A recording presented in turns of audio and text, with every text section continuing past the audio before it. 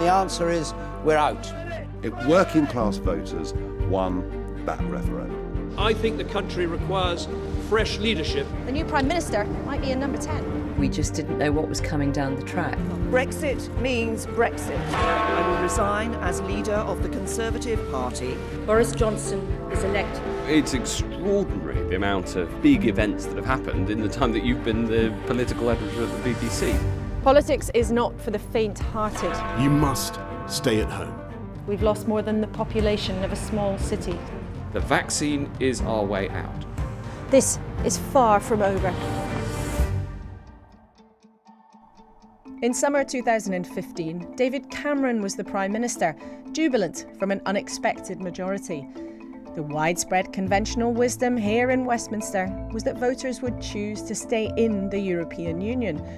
And as for Boris Johnson, well, he'd only just come back to the Commons as a backbench MP.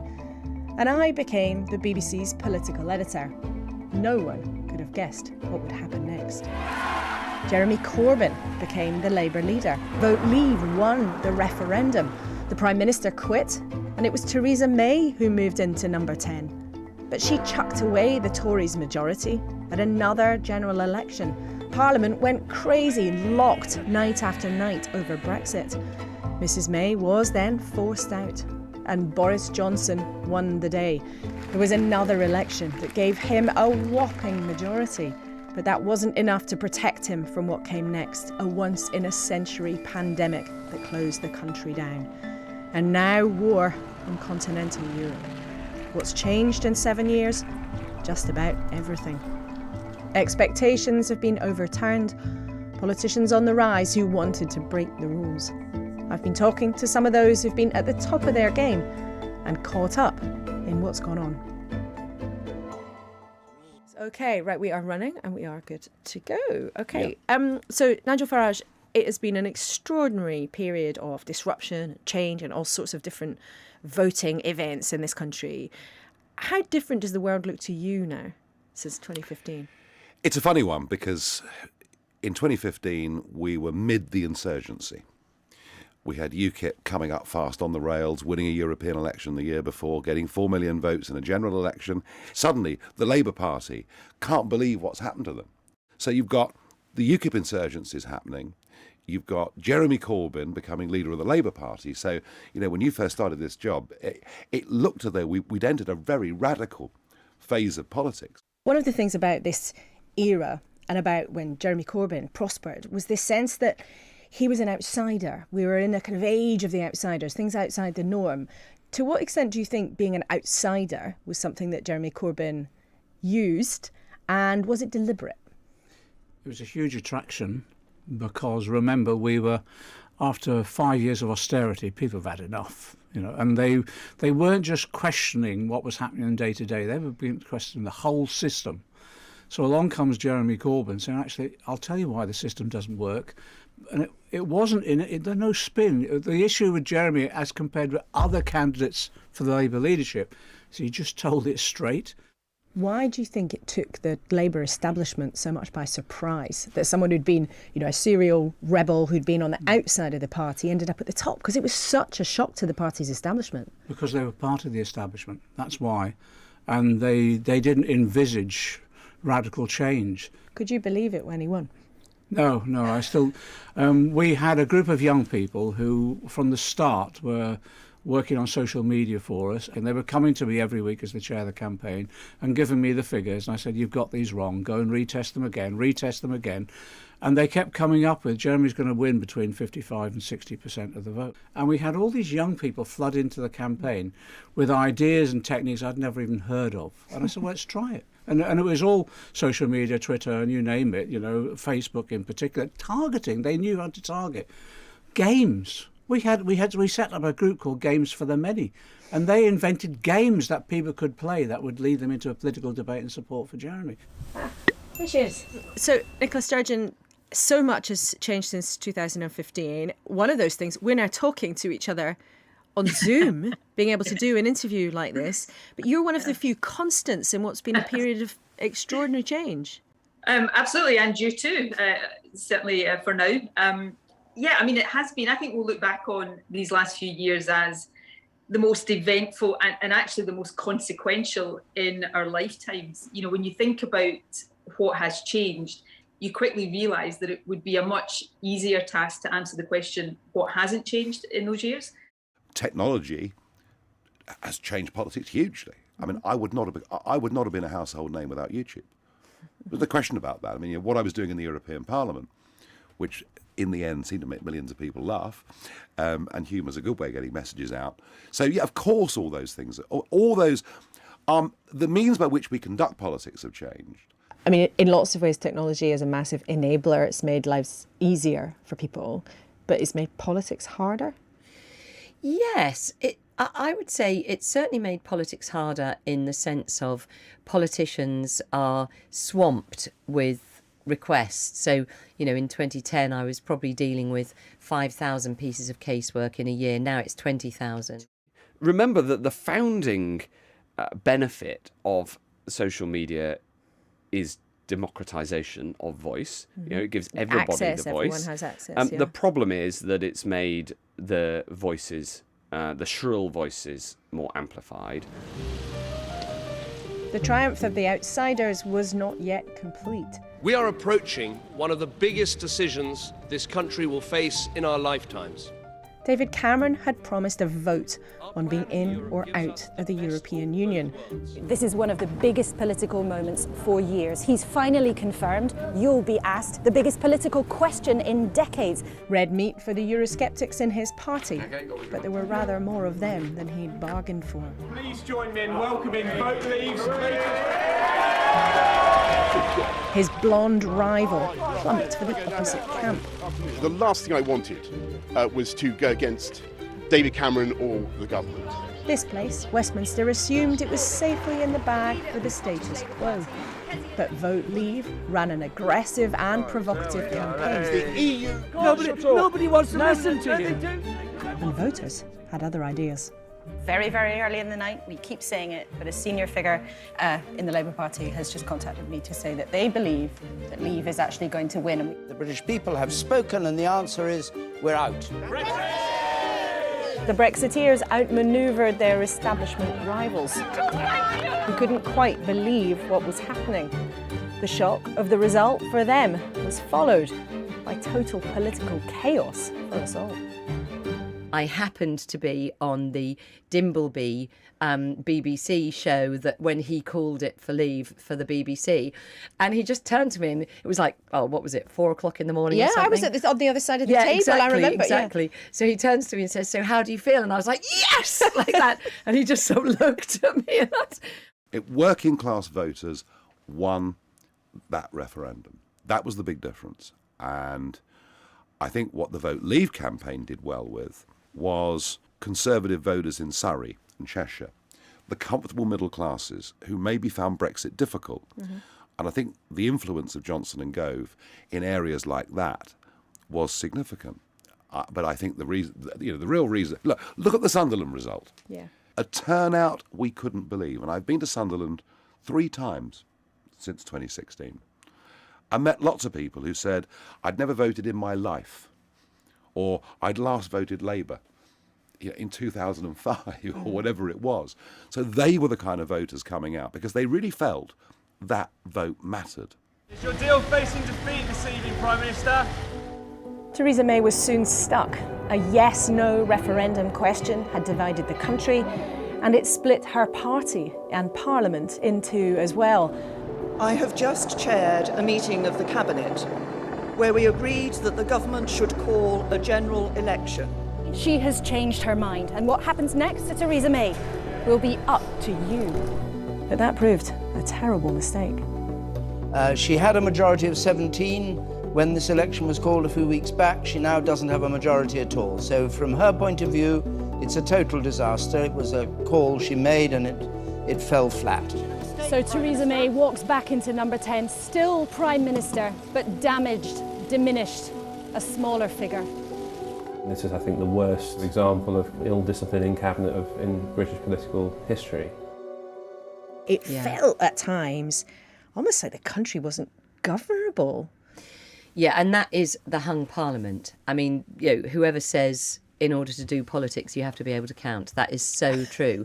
I mean, once you're in a hung parliament, all bets are off. And I had the job of Leader of the Commons at the time, so with the responsibility for getting legislation through the House. Because we couldn't count on a majority on hardly anything, on anything, really.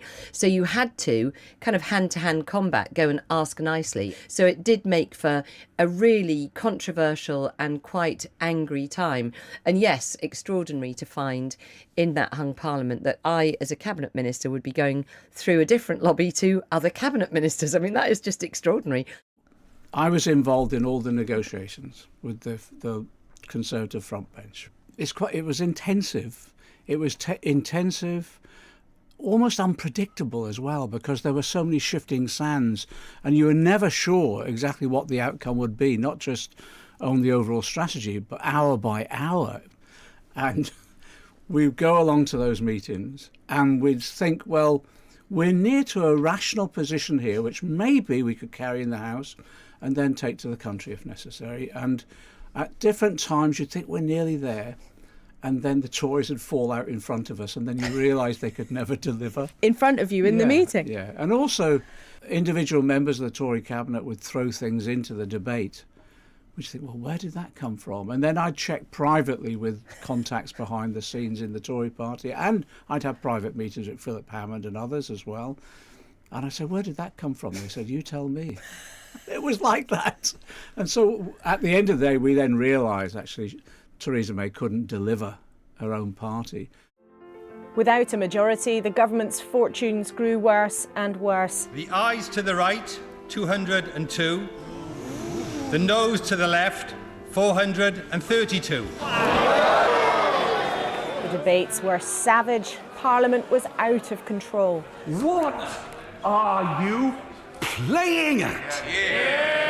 And turmoil became the new normal. Leave.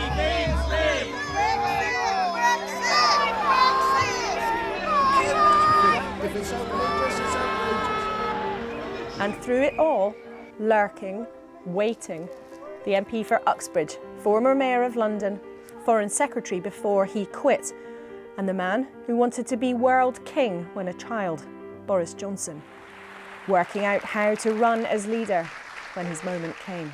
I give notice that Boris Johnson is elected as the leader of the Conservative and Unionist Party. A victory for a man whose political career has been down almost as much as up. He stormed the contest, and with his controversial team, dead set on doing almost anything to get his way. Provocation was the plan to force a conclusion after years of Brexit chaos. The decision to advise Her Majesty to prorogue Parliament was unlawful. I strongly disagree with this judgment. He secured his position and an enormous majority. Well, we did it! We did it! Then our departure from the EU. But in terms of turmoil, Brexit wasn't remotely the end of it. Before long, an obscure virus emerged in China. All of our lives were to change, and our politicians would have to make decisions they could never have imagined before. It was unlike anything I have ever experienced before, and I hope will ever experience in the future. It was very scary for the public. It was scary for those of us who were in positions of leadership. The magnitude of the decisions closing down the country, which we effectively did overnight. The night, it was a Friday, that we decided to ask pubs to close. I remember travelling and I was passing pub after pub, closing their doors and pulling their shutters down. And it was incredible, just such an eerie, unsettling feeling. I'm not sure I've properly processed all of that yet. I haven't really had the time or space to do it. But there's no doubt it has made me reassess, not just as a human being, but as a leader, reassess priorities. In early January 2021, when the second full-blown national lockdown was announced, before the numbers turned, when they were just going up, and they carried on going up exponentially, and you knew you'd done everything, they were the hardest periods for me, because they were the periods when we didn't know if we were going to have an absolute catastrophe that overwhelmed the NHS. And thankfully, the NHS was never overwhelmed. So that was the hardest period because you knew that there was nothing more you could do. In what ways do you think the country's changed? Well, firstly, people are more engaged in politics and how decisions are made. I think people are more discerning between what matters and what doesn't in politics. Does the UK feel like a stable place to you now, after everything we've been through? Given my politics, you would possibly, and my sort of desire to see Scotland independent, you may think I should say I don't want it to be, but not in that sense, obviously. No, it doesn't. I think, Brexit, and one of the ironies, I think, of everything else that's happened over the past, 2 or 3 years is that the really big consequences of Brexit, the big implications of Brexit that are being felt and experienced right now have been obscured a bit because obviously the pandemic. The one extraordinary point of stability through this whole period is that the Conservatives have been in office. To have reinvented in office at this pace has been extraordinary news. And also having an awful lot of family arguments while you're at it. I mean, there's some hugely dark days for the Tory party. I've got on my wall 4 pictures of 4 different cabinets that I was in. The David Cameron coalition cabinet, the Cameron post-2015 majority government cabinet, the Theresa May cabinet, and the Boris Johnson cabinet. And there's hardly any people who are in all 4. And all that turmoil has come with an ugly side effect. All too often, there has been poison dripping through our politics. What politicians call each other, how some of the public have come to look at them. What should have been a big battle of ideas came with brutal political fights, online and sometimes in real life too. Nastiness in politics didn't start with Brexit, but the agony over a 21st century divide made it ugly and much, much worse. We'd kind of got to that 2010 moment that I mentioned earlier, where the leaders of Lib Dem, Labour and Conservative were just all so similar. So similar, and always playing the safe game. Always say, well, I mustn't say that in case I get criticism, as opposed to the kind of politician that says, if I say that and get criticism, I've got a chance here of getting a public debate going. And getting a hearing. Absolutely. Are you suggesting sometimes politicians try to say controversial things to get a debate going? No. I had a deliberate technique with this, that I'd say something like to my guys in the office and girls, and I'd say, right, I'm going to go and say this at this press conference. I know exactly what the reaction's going to be. There'll be howls of indignation. There'll be demands that I apologise. And what I'll do tomorrow is double down. People were livid. I had friends and family who wouldn't speak to me, and really? that's sort of ended now. But certainly family members had very good friends saying to them, how dare you, your daughter, your son's wife, blah, blah, blah. People saying, how dare you be at all associated with that woman. And so yeah, I mean, it really was very, very emotional. Is politics nastier then? No. Definitely. Oh, yes, much nastier. Yeah. I mean, you wouldn't allow on air just some of the emails I've had in the last few days. I mean, it is completely vile. I particularly think for women, it's put a lot of women off going into politics. They worry for their families and just, don't feel that they want or need to take that kind of abuse. And abuse it very much is. And, you get it too, don't you? A lot. Social media has changed the tone and the tenor of political discourse and public discourse. It's a much, much tougher place. And I don't mean that just in terms of scrutiny. People like me should be scrutinised, but for anybody really in public life right now, it's a much, much more toxic atmosphere. I just remind people, it was pretty heavy in the past as well. In the 1980s, I had my windows smashed. I had a bottle broken into my child's sandpit. I had death threats. I even had, on one occasion, all the wheel nuts on my car loosened so that a wheel might come up if I went at speed. So it was pretty heavy then. But in terms of the common nastiness, yeah, people feel they can say on social media what they can't say to your face. But you just have to handle that. And actually, It's interesting.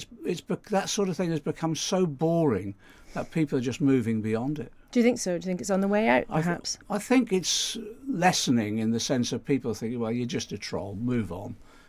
It's been an age of toxicity, of technology, of huge political turmoil.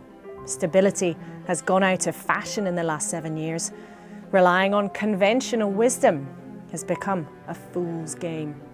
Listening and watching a smarter bet than trying to predict what might come next. So would you like to see more disruption? Oh yes, look, Yeah. I'm pretty contemptuous of our ruling classes. I really am. I think a period of politics without any referendums would be a very good thing. This is the time when people want change, and therefore those politicians offering radical change may well be listened to again. I contemplate life beyond politics, and I'm like, I can't imagine it. Reignite politics again. It's important for people like me just to focus on how we navigate to better, brighter times.